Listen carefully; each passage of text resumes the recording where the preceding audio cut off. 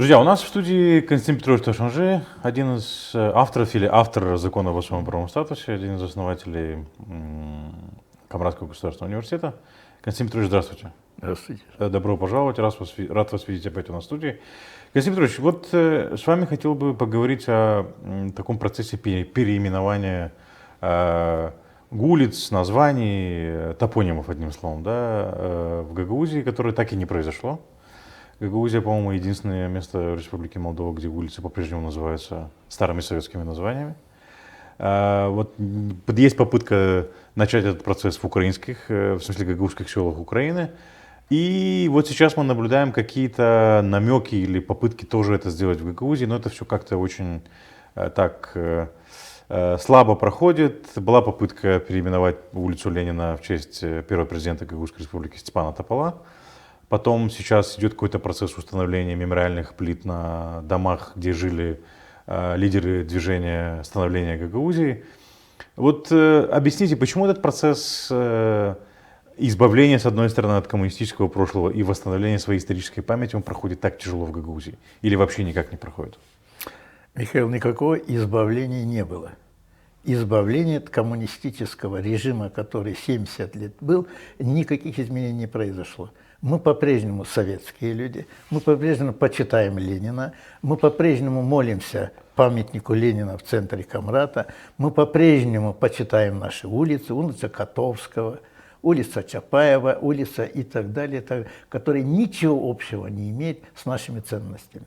Вроде бы то, что происходило в 1937 году, то, что происходило с сталинского режима, вроде бы архивы подняли. Меня, например, возмущает, удивляет тот факт, что вроде архивы уже подняли, уже увидели, кто что натворил. По сути дела, историки однозначно высказывают, что фашистский режим, который был в Германии, немцы извинились, покаялись, раз навсегда выкорчевали. Они совершенно немцы, это другая Германия, это новая Германия. Поэтому она развивается, потому что уже другое мышление. А наше мышление осталось. Тут стоит отметить, что коммунистический режим и нацистский режим, они, по-моему, приравнены по количеству жертв. 23 августа отмечается. Да нет, Михаил.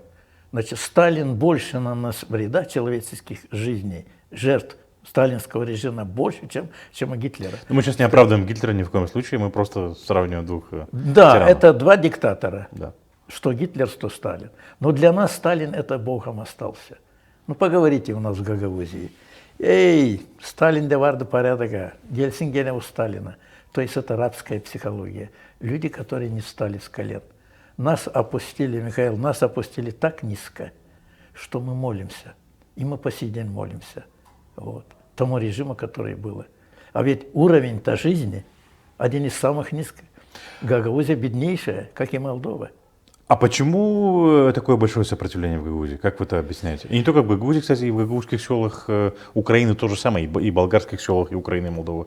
Примерно, ситуация одинаковая, вот это отношение. Почему такое большое сопротивление процессу декоммунизации? Мне кажется, что это парадокс, который не поддается объяснению. Вроде бы все.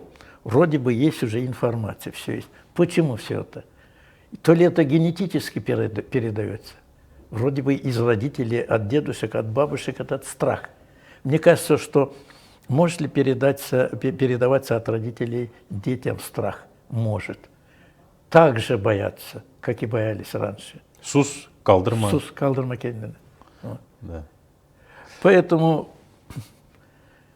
мы долго будем жить в таком состоянии, в котором мы находимся. Главное, не дают ответа. А почему Чехия, Венгрия, Польша, уровень жизни? Они не хотят вернуться назад. А поговорите в Камрате, поговорите у вас в Кирсово, в любом селе. Хорошо бы вернуться? Конечно, обязательно. Молдова же вернулась. Вот первый секретарь ЦК Лучинский, да, мы голосуем за Лучинского, он сказал, что опять будет. Потом Воронин... В 96-м году вы имеете? Да, потом Воронин приходит, давайте голосуем все Воронина, потому что мы возвращаемся. Куда назад? Он коммунист, опять будем. Опять детям одели галстуки, я помню, как детям надели красные галстуки. А спросите чехам, спросите венграм, там тоже тот самый социализм. Или прибалтам, да? Или прибалтам спросите. Быть не может. Ни один первый секретарь ЦК прибалтийских республик не стал предлагать себя в президенты. А в Молдове, и в том числе у нас, что произошло? Не только Воронин пришел там. Кто первым башканом? Михаил, кто первым башканом стал Гагаузии? Секретарь райкома партии. Конечно, Камрадского района, да? секретарь Камрадского райкома партии. Это наше мышление. Поэтому, когда говорят, почему мы бедные такие, да мы думаем так. Потому что мы не можем идти вперед. Мы возвращаемся назад. Хорошо, вот в связи с этим вопрос. Если бы элиты были другие, ну в смысле здесь, в Гагаузии, и они бы возглавляли этот процесс, почему они не возглавляют процесс? Потому что они так же думают или потому что они боятся реакции людей? Нет, скорее всего, общественность. Общественность четко сказала. Там баллотировалось, когда закон Гагаузии, Гагаузия в составе Молдовы, кстати, мы с добрым автором являемся этого закона, в 1994 году, вот в 1995 году теперь население Гагаузии будет выбирать башкана, первого лица. Как вы думаете? Не потому, что наша элита гагаузскалки, мы, патриоты, не хотели выдвинуться. Да, значит, выдвинулись от нас выдвинулся Топал Степан Михайлович и Киндигелян.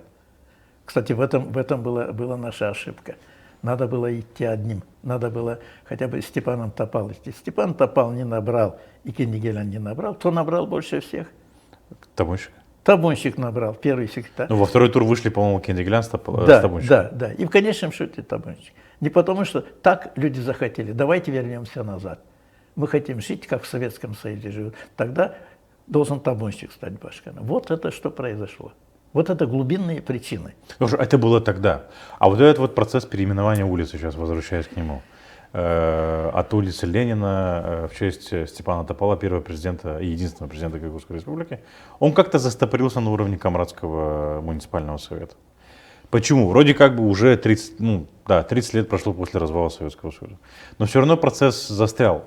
Почему? Тут как бы и Анастасов, и люди, которые сидят в муниципальном совете, они, как бы не сказать, что они люди из прошлого. Там очень много молодых людей сидят. 80-го года рождения, где-то даже моложе, которые родились уже не в Советском Союзе, а после развала Советского Союза. Но почему этот процесс не пошел дальше? Почему? Они чего-то боятся осуждения своих избирателей, или они сами еще застряли в том прошлом? Там несколько высказываний. Один из депутатов Народного собрания встает, не хочу назвать имя, и четко называет. Если мы сейчас начнем переименовать, значит, как Россия на нас посмотрит? Так подождите, пожалуйста, Ленинград. Уже не Ленинград, они переименовали. Вот мы боимся, а Россия правильно посмотрит на нас, если мы памятник уберем, или улицу Ленина поменяем, тогда мы не пророссийские уже. Я хочу сказать ни в кое время российскому, Михаил, дай мне полминуты объяснить. Таушенджи, вот он, значит, против России, не российскому народу, я против режима. Вот. И почему, значит, я тогда высказался? Да потому что мы сравниваем, мы гагаузы протюркские. Давайте так, кто мы такие? Мы тюркский народ. Вот. И больше всех мы находимся между Турцией и Россией. Как вы думаете, Михаил, кто больше всего помогал и сегодня помогает Гагаузии? Турция или Россия? Турция, безусловно. Конечно, Турция. Огромные средства вложила Турция. И когда мы кричим «Россия, Россия» и ни слова Турции, например, турецкие друзья мне говорят, потому что не olayı biz yardım ediyoruz, siz Rusya bizi görmediniz mi?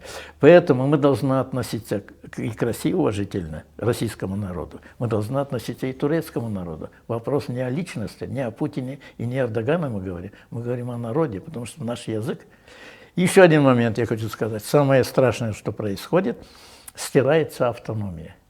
Вот когда задаешь вопрос, не могут ответить на вопрос. Для чего создана автономия, Михаил? Для чего создана автономия?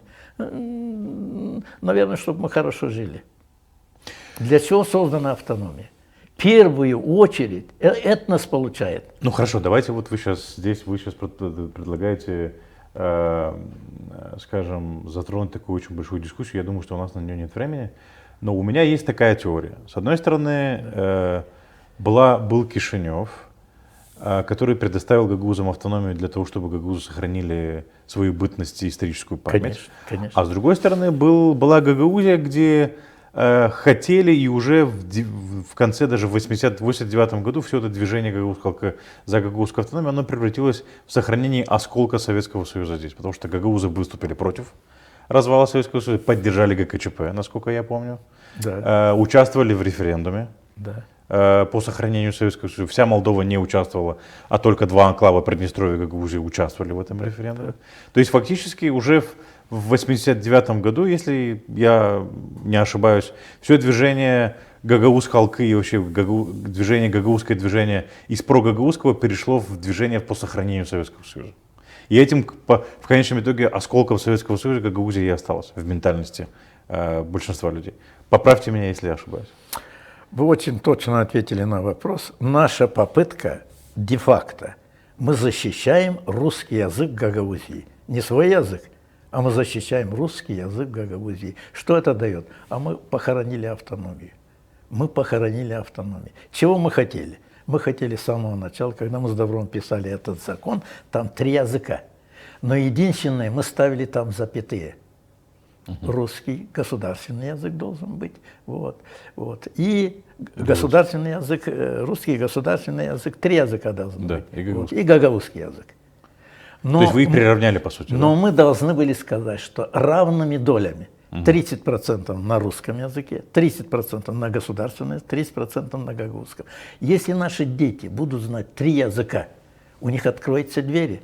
Наши студенты, заканчивая, они не могут устроиться на работу, они плохо знают государственный язык. Они не знают гагаузский язык, наши дети. Они не могут в Турцию поехать. Вот почему, чего мы хотели, чего не получилось. Мы похоронили автономию. Сегодня, Михаил, публично хочу сказать, со всей вероятностью, с уверенностью хочу сказать о том, что и нашим телезрителям, твоему каналу, у нас сегодня нет автономии. Ее отобрал не Кишинев. Нет, есть некий район. Вот и все. И тут вопрос, что виноват? Кишинев ее не отбирал, она как есть, так и есть на бумаге, нет? Когда нам говорят, значит, от нас забрали. Пришли, арестовали Башкана и забрали, да? От нас. Мы отдали все. Начиная с 94-го года. Отдали кому вопрос? А нам не надо автономия. Нам лучше всего трансферты получить оттуда. Легче всего. И поэтому первый секретарь ЦК Камрате, Башкана Камрате и президент, скажем, страны, они часто встречаются, чтобы легко работалось и так далее, чтобы не было лишних проблем. Это в экономике. В языке то же самое. Зачем мы сейчас этим гагаузским языком? Нужно нам этот гагаузский. Давай как раньше было. Ничего не изменилось. Мы советские остались. Есть маленький советский островок. И если бы, я извинился бы сегодня, если бы благодаря вот этому островку мы живем очень высоко, такие как Венгрия, Чехия и так далее, у нас уровень хороший. Но именно мы бедными стали. Мы экономически бедными. У нас уезжают люди из Гагаузии. Она беднейшая Гагаузия. Мне жалко, конечно, что наши мечты Гагауза Халка не сбылись. Мы похоронили гагаузский язык окончательно, мы похоронили нашу экономику и мы похоронили наш статус. А все ли в Гагаузской Халке мечтали об этом? Было несколько... Потому что некоторые лидеры, бывшие лидеры Гагаузской Халка, они сейчас очень хорошо продвигают пророссийские лозунги и зовут Россию сюда. Мы видим, они советники в Народном собрании. Мы не знали тогда, когда заседал Гагаузская Халка, когда были съезды, мы получаем университет. Мы создаем свой университет. У нас будет своя автономия. Тогда чуть не свой премьер-министр, свой президент и так далее, и так далее. Мы тогда не знали, что несколько наших коллег тогда окончательно перешли в ту сторону, вот окончательно, и нам, оказывается, не надо ни язык, гагаузский язык, нам ничего не надо. Нам просто нужно сохранить, чтобы мы остались советскими, которые как и были. Если бы, Михаил, если бы мы вернулись назад и жили бы хотя бы как в Советском Союзе, чтобы люди работу нашли, как раз и работы не было, то есть мы получились в болото. Значит, вперед мы не пошли, назад тоже не вернулись. Мы оказались в болото. Вот это сегодня самая трагедия. Поэтому я все-таки остаюсь оптимистом. Да, я сегодня впервые презентую, дам гласность о том, что есть выход. Какой? Есть выход. Выход мы нашли политический кризис. Помните, когда противостоим. Вот война будет. А мы нашли выход. Нашли инструмент, который решит эту проблему. Этот инструмент называется Гагаузия, Гагаузия, автономно-территориальный, автор Таушанжи Добро. Вы знаете, как в жизни, когда двое дерутся и третий хочет разминуть, кому достается больше всех? Не знаю, кому. Кто разменяет. Его бьют слева и справа. Нас били из Кишинева и нас били из Камрата. У нас отдельная Гагаузская республика, какой там, значит, и так. Но, ребята, там Приднестровье, 1500, Михаил, я помню эту цифру, 1500 погибло. Там 14-я армия. А наша задача защитить наших парней. И мы решили эту задачу. Сейчас экономический кризис. И теперь мы беремся решения этого. Мы берем на себя ответственность. Есть группа экономистов Камрадского университета, есть практики, есть в Народном собрании наши сторонники. Мы хотим заполучить, я сейчас это оглашу, может быть, до конференции, просить парламент Молдовы предоставить Гагаузии право регионального экономического эксперимента на основе единого налога. На основе единого налога он называется антикоррупционным. Все зарубежные эксперты, которые приезжают в Гагаузию, в Молдову, они однозначно говорят. Давайте не будем раскрывать все скобки, вы скобки раскроете на конференции. Мы обещаем прийти. Это очень хорошая такая затравка для того, чтобы люди пришли на конференцию. Антикоррупционный механизм, который единый налог, антикоррупционный механизм. В чем он заключается? Константин Петрович объявит, когда будет проходить конференция, где он это все объявит. К сожалению, не можем этому больше времени. Давайте вернемся к теме. Еще один вопрос, который я хотел задать. Как вы относитесь к этому процессу, который проходит в Украине сейчас? Или инициирован в Украине по переименованию улиц и переименованию сел, вернее, возвращению исторических названий? Если вы знаете, как он там идет, могли бы раскрыть несколько... Я хочу сказать, что в Украине правильно будет, в Украине они опережают нас. Это ваше родное село? Да, это мое родное село. Гагаузы Украины немножко другие. Может быть, эта война немножко повлияла на них, они стали немножечко другими. Мы, гагаузы, здесь другие, я вам скажу. Что они поменяли свои названия. Вот. У них черноармейское было Жевтневое, села были такие. Черноармейское это сейчас Кубей, Черноармейское, да, значит, это Кубей. Рядом с Болградом албанцы живут, албанцы, гагаузы и болгары. Там есть такое село, больше называют его албанское, Жевтневое, 7 километров от Болграда. Значит, Каракурт. Его называют Каракурт, всегда старинное название Каракурт. Ну, когда в 1940 году, когда советы, большевики пришли, они поменяли его, сделали, назвали его, значит, Жевтневое. Наше село, где я живу, там тоже 7 километров, тоже не. Где жили? Вы сейчас живете в Камрате? Где я жил, да. Часто бывает там у себя. Вот. Курчу. Всегда называют Бескурчулар. И название дали Виноградовка. Есть мои оппоненты там, жестко выступают. Они выступали жестко. Не трогайте памятник Ленина там. Они тоже выступали. Тем не менее, памятника Ленина уже нет в этом селе. Вот. И почему вы переименоваете? Не надо переименовать ничего. То, что советское осталось. Вы знаете, как, Михаил, как я отвечаю? Слушайте, я тоже согласен с вами. Не надо переименовать. Но почему вы это сделали? Что мы сделали? Не вы, а ваши. В 1940 году приехали. Но назывался же Курчу. Назывался же Каракурт, села. Почему? В одном случае вы переименовали его Жевтнево, это вы переименовали, а потом Курчу. Ведь смотри, Михаил, все-таки дух остался. Когда собираются мои земляки, они не говорят, значит, без Виноградовкылар, даже язык не переводится, без Курчулар. Вот. Поэтому слово Курт это... Но в официальных документах не хотят, чтобы было Курчу. Да, и они не хотят, чтобы это было. Я думаю, никуда не денутся, это называется большинство.